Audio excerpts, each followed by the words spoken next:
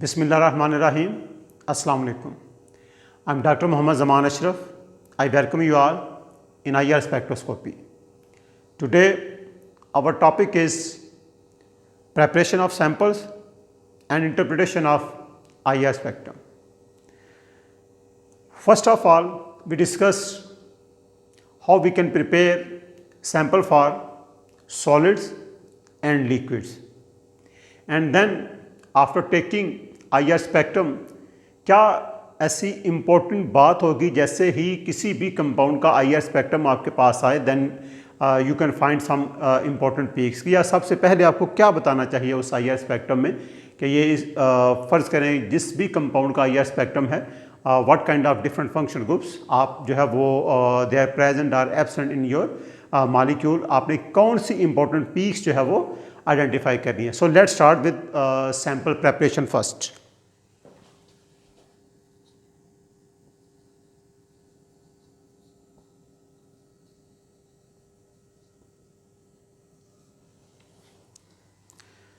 So first of all we have a sample और उस sample को आपने सैंपल होल्डर में जो है वो प्लेस करना है।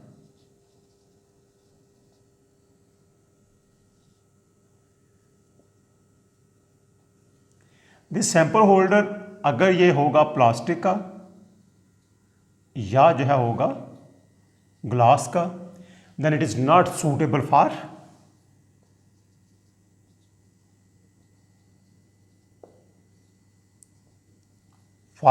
IR analysis. Okay, because this plastic and glass both they absorb in IR region, तो इसलिए हम जो है वो यूज करते हैं KBR और KBR डिस्क जो है यूज करते हैं। It is suitable for 4000 centimetre inverse to 400 centimetre inverse, और we can use sodium chloride cell. It is suitable for 4000 centimetre inverse to 625 centimetre inverse.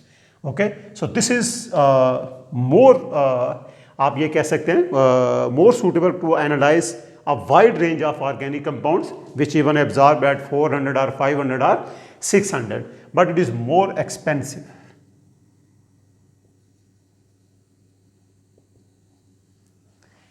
And sodium chloride it is cheaper, but it absorb below 625। अगर ये 625 से जो है नीचे जो है sodium chloride it absorb in IR region, but it is cheaper than KBR। अगर तो आपके पास कोई ऐसा सैंपल है विच नेवर एब्जॉर्ब बिलो 625, तो उसके लिए आप जो है वो सोडियम क्लोराइड का सेल यूज़ करते हैं टू होल्ड द सैंपल, या जो है वो आप IR एनालिसिस के लिए आप इसको जो है वो यूटिलाइज कर सकते हैं। अब आपके पास जो सैंपल्स हैं it may be a gas और लिक्विड और सॉलिड। गैस सैंपल्स जो है वो अगर आप गैसेस को जो है एनालाइज करते हैं with the help of IR, तो ये जो है वो एक एक्सपेंसिव टेक्निक है because it required more expensive and delicate cells जिनमें आप जो है वो IR सैंपल्स लेके जिनमें आप जो है वो गैस सैंपल्स लेके IR एनालिसिस जो है वो करते हैं।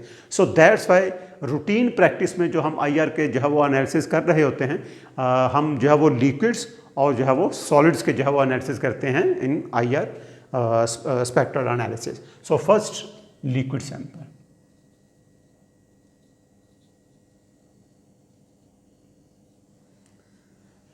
सो फॉर लिक्विड सैंपल एक जो वेल नोन टेक्निक है which is use for taking IR spectrum of liquid, it is called neat spectrum. इसमें आप क्या करते हैं, यू हैव अ सैंपल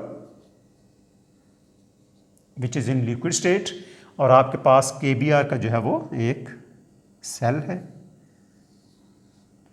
आप इस KBR के सेल पे जो है वो सैंपल प्लेस कर देते हैं। Suppose you place here sample of liquid sample, आप लिक्विड का एक ड्रॉप जो है वो यहाँ जो है लगा देंगे। देन द सेकंड प्लेट, जैसे ही आप जो है वो दूसरी प्लेट इस KBR की आप इसके ऊपर जो है वो रखेंगे और आप इसको जो है वो स्क्वीज करेंगे, तो जैसे ही आप स्क्वीज करेंगे तो so when both these plates, आप मैंने एक यहाँ प्लेट ड्रा किया है, यहाँ दोनों हैं, आप जैसे इसके ऊपर जो है इसे रखेंगे, this liquid it form a thin film.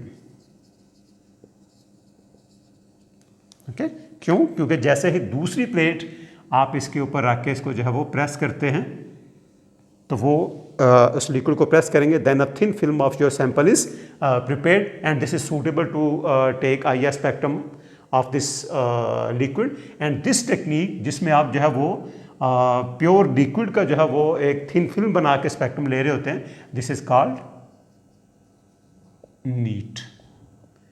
NEET spectrum, आप इसे जो है वो कह सकते हैं। और आप जो है वो यहाँ absorption of our functional group it can be measured in IR spectrum, यहाँ आप जो है उसको ऑब्जर्व कर सकते हैं।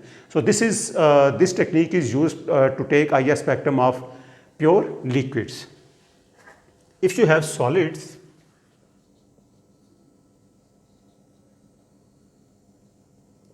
so for solid samples, three general methods they can be used to take IR spectrum. The first one is आप sample को जो है वो KBR में मिक्स कर देते हैं, और KBR आपके पास जो है वो एनहाइड्रस KBR, और जो है वो it must be free of moisture. उसके साथ आप जो है वो सैंपल को मिक्स करके आप उसे ग्राइंड करते हैं और हाई प्रेशर में जो है वो उसकी एक पैलेट बना लेते हैं, और फिर आप उस पैलेट का जो है वो IR स्पेक्ट्रम ले लेते हैं। So first method is you have sample plus KBR. This KBR, it is finely ground KBR, and it must be free of moisture, because आप जो है वो अगर आपके पास आप लिक्विड का सैंपल लेते हैं KBR में या सोडियम क्लोराइड के सेल में, तो वो लिक्विड भी जो है वो मॉइस्चर फ्री होनी चाहिए, क्योंकि वहाँ OH की जो है एब्जॉर्प्शन होगी। और सेकंड ये है कि ये जो है वो सोडियम क्लोराइड या KBR दे एब्जॉर्ब मॉइस्चर, और वो सेल्स के लिए भी जो है वो ख़तरनाक होगी, सेल्स की लाइफ जो है वो कम होती है। और यहाँ अगर जो है वो इस KBR में मॉइस्चर होगी and then you perform IR spectrum, तो सैंपल्स में अगर फर्ज करें आपके पास हाइड्रोक्सिल ग्रुप नहीं है, लेकिन अगर KBR में जो है वो मॉइस्चर होगी, तो OH की एब्जॉर्प्शन आएगी और आप कंफ्यूज होंगे कि ये जो है वो मॉइस्चर का हाइड्रोक्सिल है या आपके सैंपल में कोई हाइड्रोक्सिल फंक्शनल ग्रुप है। इनको आप जो है वो ग्राइंड कर लें, दोबारा sample plus KBR, and this KBR is anhydrous free of moisture. और जो है वो नॉर्मली जब हम KBR से पैलेट बना रहे होते हैं, तो उस KBR को भी जो है वो पहले ओवन में रख के एक्टिवेट कर लेते हैं, ताकि अगर उसमें कुछ मॉइस्चर है वो भी वो फ्री ऑफ मॉइस्चर जो है वो हो जाए। देन सैंपल प्लस KBR, इसे आपने ग्राइंड किया, फिर आपके पास जो मिक्सचर है, mixture of sample plus KBR, इसको आप अंडर हाई प्रेशर जो है वो प्रेस करते हैं।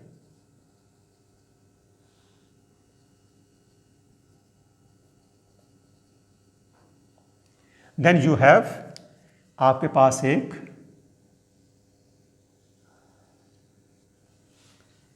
पैलेट आ जाएगी। अब इस पैलेट में आपके पास सैंपल प्लस KBR है। इस आप पैलेट को जो है वो सैंपल होल्डर में रख लेंगे और डायरेक्टली आप जो है वो इसका IR स्पेक्ट्रम जो है ले सकते हैं। और इसमें जो है अगर आप एक अच्छी KBR की प्लेट रख लें, then it is most suitable to take the IR spectrum of your sample, because अगर KBR पैलेट बने then you can have 4 centimetre inverse to. तो आप इस रेंज में जितनी भी आपके पास स्ट्रेचिंग और बेंडिंग एब्जॉर्प्शन जो होंगी वो सारी ऑब्जर्व होंगी if you prepared a good pellet of your sample and KBR. Okay. The second method which is used to take IR spectrum of solid sample is mixing of your sample with nizole mul. This nizole mul is actually it is mineral oil. आप ये कह सकते हैं highly purified hydrocarbon आप जो है वो ले रहे हैं. So you have sample plus निजोल मूल, ये जो है वो एक हाइड्रोकार्बन आप इसे जो है वो समझें। Then you mix this sample with Nujol mull, तो आपके पास एक जो है वो थिक सस्पेंशन जो है वो आ जाएगी। So this thick suspension is suitable to take IR spectrum. आप इसे जो है वो लेके तो सैंपल होल्डर में रख लें, ओके और डायरेक्टली आप जो है वो IR स्पेक्ट्रम इसका जो है वो ले सकते हैं। The disadvantage for this method to take IR spectrum by this method is, Nujol mull में जो है वो आपके पास because it is hydrocarbon and it is mineral oil, तो आप ये कह सकते हैं कि उसमें जो CH की एब्जॉर्प्शन है या जो है वो बेंडिंग उसकी एब्जॉर्प्शन है वो आएगी सपोज 2900 सेंटीमीटर इनवर्स, इस रीजन में जो है एब्जॉर्प्शन आ जाएगी, या आपके पास जो है वो जो बेंडिंग या जो है वो एब्जॉर्प्शन है 1400 पे या 1300 पे। तो ये वेल डिफाइंड स्पेसिफिक एब्जॉर्प्शन होंगी जो कि एसोसिएटेड होंगी विद दिस न्यूजोल मूल, और ये जो है वो आपके स्पेक्ट्रम को कंफ्यूज कर सकते हैं। So this is the disadvantage which is associated with this technique by taking sample in case of न्यूजोल मूल। And the third method is taking IR spectrum by dissolving your sample in a solvent। Normally हम जो है वो अपने sample को CCl4 में जो है वो डिज़ोल्व कर लेते हैं, पर this CCl4 it must be free of moisture. क्योंकि ये सैंपल जब आप जो है वो सेल में रखेंगे तो वहाँ भी हाइड्रोक्साइड की जो है वो पीक जो है वो आ सकती हैं। एंड देन जो है वो आपके पास सोल्यूशन होगा, solution of your compound with CCl4। तो यहाँ CCl की जो पीक है वो फिर आपको जो है वो माइनस करनी होती है, या आप ये कह सकते हैं the disadvantage associated with this technique in which sample dissolve in CCl4 वो ये है कि आप जो है वो कार्बन क्लोरीन की जो एब्जॉर्प्शन है वो आपके स्पेक्ट्रम में जो है वो अपीयर होगी। या आप ये कह सकते हैं कि जब हमने इंस्ट्रूमेंटेशन जो है वो पढ़ी थी वहाँ हमने ये कहा था कि आप CCl4 जो है उसको आप जो है वो रेफरेंस सेल में जो है वो ले लें और उसका स्पेक्ट्रम जो है वो आप बैकग्राउंड स्पेक्ट्रम लेके उसे माइनस कर लें, तब आपकी जो है वो ये सारी आपके सैंपल्स की जो है वो पीक होंगी। बट समटाइम्स जो है वो CCl की जो पीक है इतनी वो स्ट्रॉन्ग होती है कि वो अपीयर हो जाती है आपके जो है वो स्पेक्ट्रम में, and which confuse your spectrum. So these techniques they are use for the preparation of solid and liquid samples. अब आपने सैंपल जो है वो सैंपल होल्डर में रखा और आपने IR ले लिया। सपोज आपका जो कंपाउंड था, आपका कंपाउंड है CH3 C double bond O CH3 like that. इस तरह जो है वो आपके पास एक कंपाउंड है और आपने इसका जो है वो इस सैंपल का IR स्पेक्ट्रम लिया और आपके पास ये IR spectrum.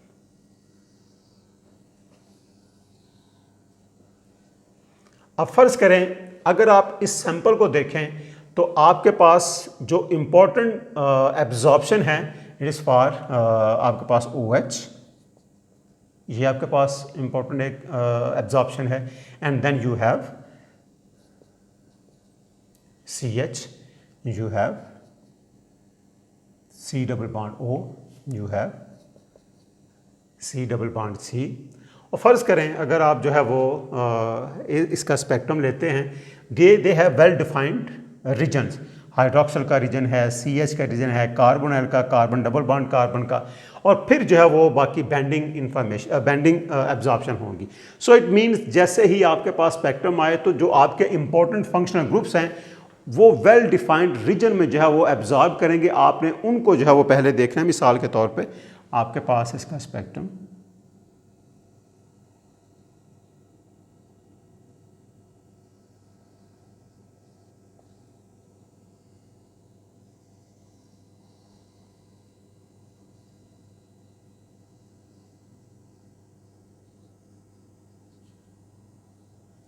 so here we have 4000, this is percent transmittance, and here we have wave number. We have 4000, here we have 1700 we have 1400, 1300 और bending information जो है वो यहाँ होगी. Here we have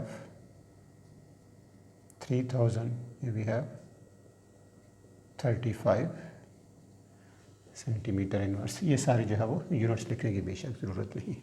so this broad peak it is for OH. We know that hydroxyl it absorbed at 3300, 32 or 34 or 35 or 36. ये इस reason में जो है वो आपके पास OH की एब्जॉर्प्शन आएगी. These are for CH, symmetric, asymmetric or antisymmetric. All these CH stretching absorption we have discussed in our previous lecture where I have discussed modes of vibration, and this is for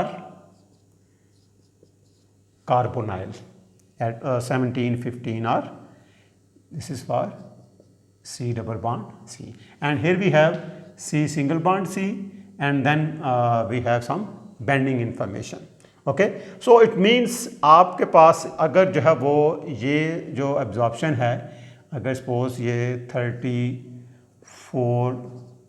50 centimetre inverse पे है, ये आपके पास 3000 centimetre inverse या जो आपके पास SP हैं वो आपके पास आ जाएंगे 2900 और 2950. ये सपोज 1750 सेंटीमीटर इनवर्स पे है, और ये फ़र्ज़ करें जो है वो 16-20 सेंटीमीटर इनवर्स पे. तो जो एक ऑब्जर्वर है वो कीनली इन सारे पीक्स की प्रेजेंस को जो है वो रिलेट कर लेगा स्ट्रक्चर के साथ, और then he confirm the structure of his compound. अब समटाइम्स कुछ ऑब्जर्वर जो है वो ये कंफ्यूज होते हैं कार्बोनाइल या जो है वो OH या जो है वो NH के साथ, because OH and NH they have same region. अगर फ़र्ज़ करें आपके कंपाउंड में जो है वो OH के साथ NH भी हो, सपोज ये दिस CH2 NH2 हो, या फॉर एग्जांपल NH2 की बजाय NHCH3 हो, तो आप जब IR स्पेक्ट्रम लेंगे, सपोज आपके पास IR स्पेक्ट्रम है किसी ऐसे कंपाउंड का जिसमें जो है वो OH भी है और NH2 भी है, और वो सेम जो है वो रीजन में फॉल कर रहा है. मिसाल के तौर पे अगर आप OH और NH को देखें, देन OH इसकी भी रेंज जो है वो 36 टू, ये इसकी रेंज है 32 टू 3600 के दरमियान जो एब्जॉर्प्शन आएगी वो हाइड्रोक्सल की होगी. इसी तरह आपके पास टू 33. अब ये दोनों इनका रीजन जो है वो ऑलमोस्ट ओवरलैप हो रहा है. Then how we can differentiate कि ये जो आपकी एब्जॉर्प्शन है वो हाइड्रोक्सल की है या ये NH की है. तो अगर आपके पास इस तरह एक स्पेक्ट्रम है, तो कभी भी जो आपने जो है वो जो IR स्पेक्ट्रल इंटरप्रिटेशन जो करेक्टली इंटरप्रेट कर रहे होते हैं, या जो एक एक्सपर्ट ऑब्जर्वर है वो एक ब्रॉडर पीक को, आपको ये देख रहे हैं ये ब्रॉडर है, यहां शार्प है. सो इट मीन्स कि आपके पास जो ब्रॉडर पीक है वो हमेशा हाइड्रोक्सल की होगी, वो कभी आपने NH को असाइन नहीं करनी. और इसी तरह आपके पास यहाँ दो एब्जॉर्प्शन जो है आ रही हैं. हमने पढ़ा था if you have NH2 then it gives two absorption stretching and symmetric and antisymmetric stretching. तो ये जो है वो आपके पास 2 पीक्स होंगी और शार्प होगी. Okay, so it this associated with NH. Okay, अगर फर्ज करें ये जो है वो NH2 की बजाय NH और आगे कोई ग्रुप लगा हो CH3, तो it will give only 1 peak. फिर भी ये याद रखें यहाँ जो पीक होगी इट लुक्स लाइक इस तरह. तो आपके पास जो शार्प इंटेंस पीक है इट इज फॉर NH, और जो ब्रॉडर पीक है it is for OH.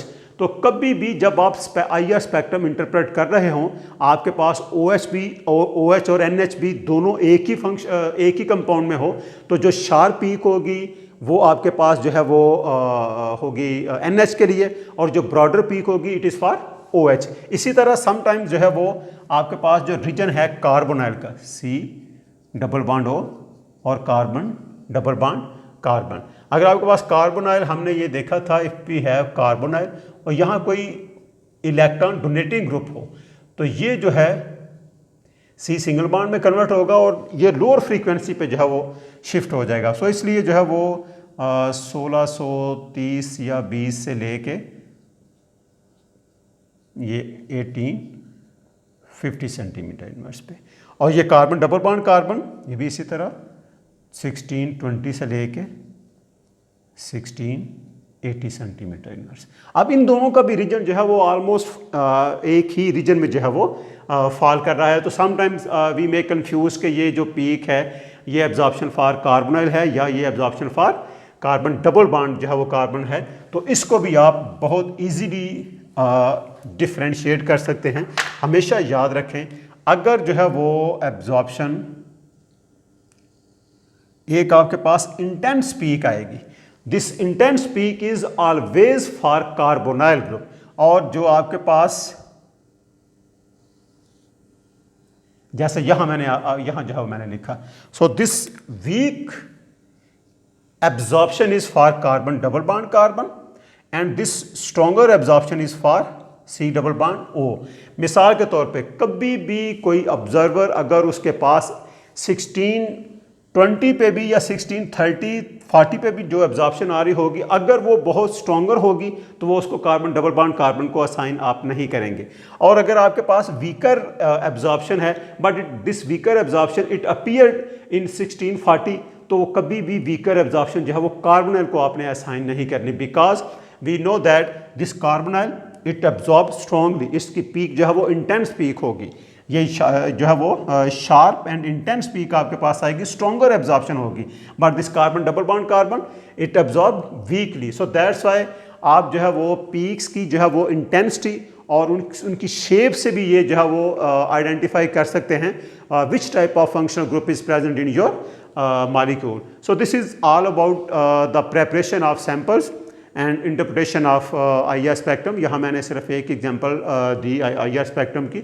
In my upcoming lecture I will discuss the spectral interpretation of these compounds या IR spectral interpretation of organic compounds in detail. Different जो functional groups हैं जिसमें alkanes, are alkenes, are alkynes, are alcohols, are carboxylic acid या amides. One by one I will discuss all these functional group and their spectral IR spectral interpretation I will discuss in detail. Thank you very much.